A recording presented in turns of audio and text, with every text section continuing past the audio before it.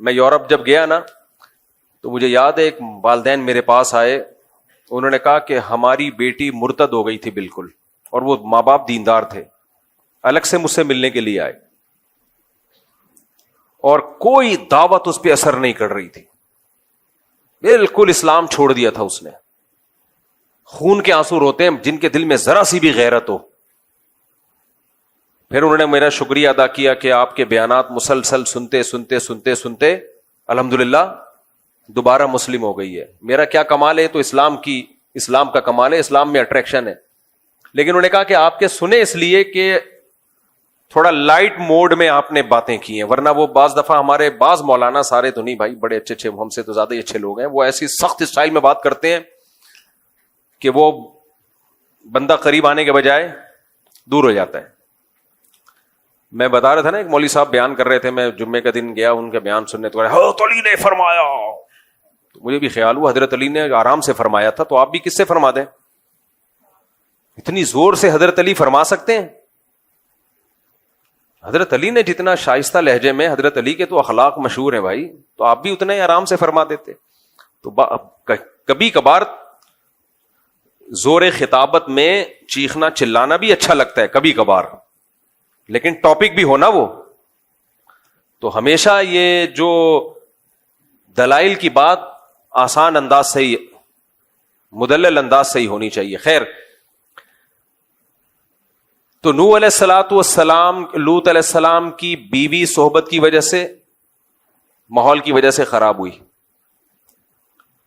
جب مجھے کہتے ہیں نا لوگ, مفتی صاحب میں لندن آیا تھا اپنی باپردہ بیوی کو لے کے, اس نے مجھے کہا کہ مجھے جاب کی اجازت دو. میں نے کہا چلو ٹھیک ہے. انسان تنگ نظر نہیں ہونا چاہیے, براڈ مائنڈیڈ ہونا چاہیے. تو میں نے اجازت دے دی, اب وہ میرے ہاتھوں سے نکل گئی. وہاں کسی گورے پہ عاشق ہو گئی ہے. سب عورتیں ایسی نہیں ہوتی بھائی, بہت ساری نیک خواتین جاب کر رہی ہیں, لیکن بہت سی ہو بھی جاتی ہیں. تو میں اس کو مثال دیتا ہوں لوط علیہ السلام کہ بھائی پیغمبر اپنی بیوی کو نہیں بچا سکے یار, اور تو اس ماحول میں اجازت دے رہا ہے جا کے. یہ سارا مسئلہ کھڑا ہوتا ہے جب قناعت ختم ہو جائے, زیادہ کی ہوس. پہلے فیصلہ کرو کہ اگر سب کچھ پیسہ ہی ہے تو کمبختوں پھر شادی کرتے کیوں ہو, ہے بھائی؟ اگر سب کچھ پیسہ ہی ہے, دیکھو کچھ لوگ تو اس لیے شادی کرتے ہیں کہ وہ پیسہ ہے, ان کا تو ہدف ہی کیا ہے؟ دولت. ان کی بیگم اگر کھسک بھی جائے تو ان کی صحت پہ کوئی فرق نہیں پڑتا. یہ ولاگر دیکھ لو نا, جب اپنی خوبصورت بیویوں کو لا کے دنیا کے سامنے رکھتے ہیں, تو یہ کیوں رکھتے ہیں؟ اپنی بیویاں کیوں دکھاتے ہیں خوبصورت خوبصورت بیویاں دھورے کپڑوں میں؟ پیسہ ہے. تو ان کا مقصد ہی شادی سے کیا ہے؟ آپ لوگ چپ کیوں بیٹھے ہو بھائی؟ پیسہ مقصد ہے نا. تو جب ہدف پیسہ ہے تو بھی ٹھیک ہے, غیرت ویرت ایک طرف رکھو. لیکن اگر ہدف پیسہ نہیں ہے بلکہ پیسے سے کچھ اور مقصد ہے, دیکھو ہم جو پیسہ کماتے ہیں کیوں کماتے ہیں؟ سواری اچھی ہو جائے, کیا خیال ہے؟ گھر اچھا ہو جائے, یہی ہے نا؟ خوراک اچھی ہو جائے, کیا خیال ہے؟ بیمار ہو تو علاج اچھا ہو جائے. اب آپ کے پاس پیسہ آ گیا, نہ خوراک اچھی رکھ رہے ہو, نہ گھر اچھا بنا رہے ہو, نہ سواری اچھی رکھ رہے ہو. کیوں یہ سب کام کر رہے ہو؟ تاکہ پیسہ خرچ نہ ہو جائے. تو پرلے درجے کے بے وقوف کہلاؤ گے کہ نہیں کہلاؤ گے؟ اگلا بولے گا بھائی نوٹوں کو کھائے گا کیا؟ صحیح. تو ہر چیز کا ایک مقصد ہوتا ہے. اسی طرح پیسے کا ایک مقصد یہ بھی ہوتا ہے کہ بیوی اچھی مل جائے, یہ بھی ایک مقصد ہوتا ہے. لیکن اس بیوی کا مقصد کیا ہوتا ہے؟ اس کا مقصد ہوتا ہے گھر سنبھالنا. مثال کے طور پر پیسے کا مقصد ایک بہت سارے ادھر میری طرف توجہ, یہ گارڈ تبدیل ہوتے رہتے ہیں, ادھر توجہ, آپ یہاں مجھے سننے کے لیے آئے ہو. دیکھو پیسے کا کہ بہت سارے مقاصد میں ایک مقصد اچھا کھانا بھی ہے, کیا خیال ہے؟ اب آپ نے کیا کیا؟ اچھا کھانا خرید لیا, مرغے ورغے بکرے پائے وائے بڑا زبردست. اب کھا نہیں رہے آپ اس کو, کہہ رہے ہیں یہ میں نے پیسے سے اچھا کھانا خریدا تو ہے, لیکن جہاں اچھے ریٹ لگیں گے اس کھانے کو بیچ دوں گا میں. تو لوگ کہیں گے اس کا مطلب تو نے یہ جو اچھا کھانا خریدا تھا یہ بھی پیسہ کمانے کے لیے خریدا تھا. تو چل ٹھیک ہے, ڈبل پیسہ آ گیا, اب کیا کرے گا اس پیسے سے؟ اب بتا تیرے اس مقصد کیا ہے؟ جو مزید پیسہ آ گیا نا تیرے پاس, اب کیا کرے گا؟ آپ کہیں گے میں اچھا کھاؤں گا. ایک مقاصد، بہت سارے مقصد میں سے ایک مقصد کیا ہے؟ اب اور اچھا کھاؤں گا میں.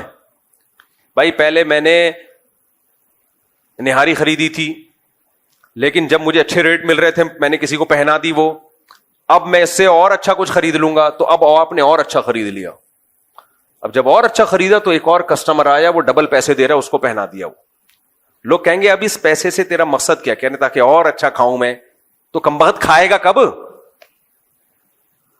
نہیں آئی میرا خیال ہے بات. یہ تو پہنائے جا رہا ہے، تو کھائے گا کب؟ تو آپ کہہ رہے ہیں ابے پیسہ بہت بڑی طاقت ہے. تو طاقت ہے جب اس سے کچھ کھا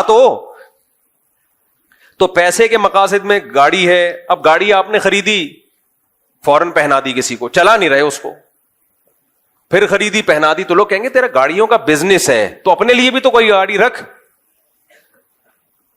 اپنے لیے نہ تو گاڑی رکھ رہا ہے، نہ تو گھر بنا رہا ہے، نہ تو کھانا اچھا کھا رہا ہے. تو اس کا مطلب تو پیسے کو خدا سمجھتا ہے. تو خوب سمجھ لو، جیسے پیسے میں یہ ساری چیزیں مقصد ہوتی ہیں، تو پیسے سے ایک مقصد یہ بھی ہوتا ہے کہ شادی ہو جائے میری مناسب جگہ پر. غریب آدمی کو کوئی دیتا ویتا نہیں ہے آج کل، اور دے بھی دے تو خرچے پورے ہونا مشکل ہو رہے ہوتے ہیں اس کے لیے. تو آپ نے پیسہ کمایا کہ یار شادی ہو جائے گی، نفقہ آسانی سے اٹھا لوں گا میں. اب اس شادی جب آپ کی ہوئی ہے تو شادی سے جیسے کھانا جب آپ نے خریدا تھا تو اس کا مقصد کیا تھا؟ اس کو بیچنا یا کھانا؟ کھا نہیں رہے تو کس کام کا ہے وہ کھانا بھائی؟ تو ایسے جب آپ کی شادی ہوئی تو وہ کس کام کے لیے تھی؟ گھر بسانے کے لیے یا وہ بھی کمانے کے لیے؟ اگر اس کو بھی گھر سے باہر ہی بھیجنا تھا تو اس تکلف کی ضرورت کیا تھی یار تمہیں؟ مجھے لگتا ہے یا تو آپ پاگل ہو گئے یا میں پاگل ہو گیا ہوں، کیونکہ میں پوری دنیا میں جاتا ہوں تو میری سوچ کے خلاف ہی لوگ نظر آ رہے ہوتے ہیں. بیگم بھی جاب کر رہی ہے، شوہر بھی جاب کر رہا ہے، رات کو دونوں کی ملاقات کے سلسلے میں حاضر ہو جاتے ہیں. کوئی مجبوری ہو تو ایک الگ بات ہے بھائی، بھوکا مر رہا ہو تو ایک الگ بات ہے، لیکن تو پیسے والے لوگ یہ کام کر رہے ہوتے ہیں.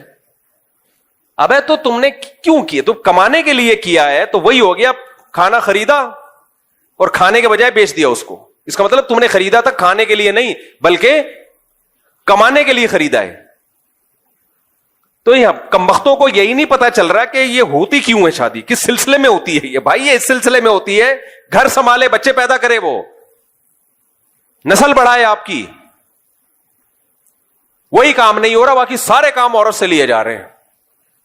تبھی شادی میں پہلے دیکھا جا رہا ہے کہ ڈاکٹر ہو اور انجینئر ہو اور فلانا ہو اور ڈمکانی ہو. پھر جب وہ جوتے لگاتی ہے نا شادی ہونے کے بعد تو کہتے ہیں میں نے تو بڑی پڑھی لکھی خاتون سے شادی کی. پڑھی لکھی ہونا بالکل ایک ڈفرینٹ چیز ہے، گھر سنبھالنا بالکل ایک ڈفرینٹ چیز ہے.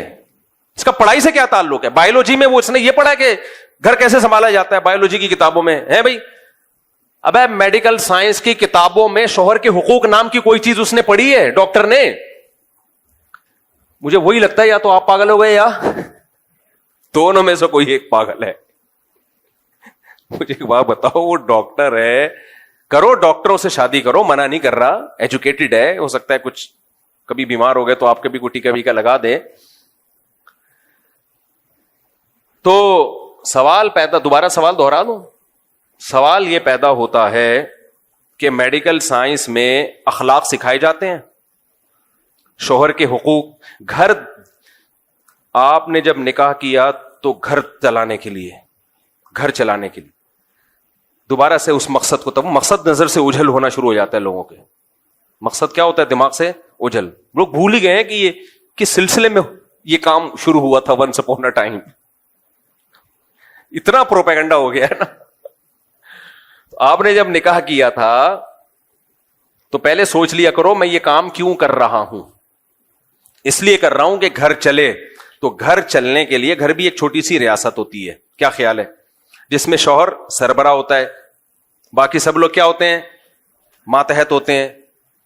اور ان ماتحتوں میں ابھی نسل تو بعد میں آئے گی، سب سے پہلے ماتحت کون ہوتا ہے؟ بیگم ہوتی ہے. تو اس کو پتا ہونا چاہیے کہ سربراہ کے کیا حقوق ہیں. کیا خیال ہے؟ اور آپ کو پتا ہونا چاہیے کہ اس کے کیا حقوق ہیں. پتا ہونا چاہیے کہ نہیں ہونا چاہیے؟ اچھا، اور پھر